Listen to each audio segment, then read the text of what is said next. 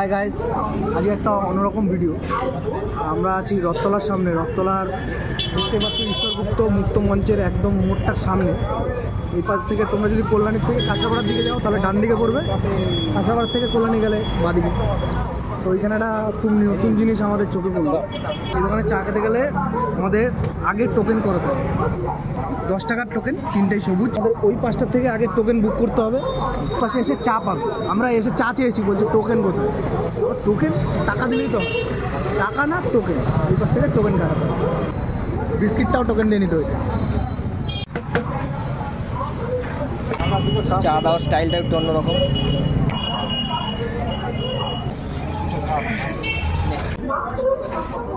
Actually আমরা বেশিরভাগ চায়ের দুধ বেশি, চা কম দেয়। এটা চায়ের লিকারটা একদম পারফেক্ট আছে। চা খাচ্ছি মনে হচ্ছে।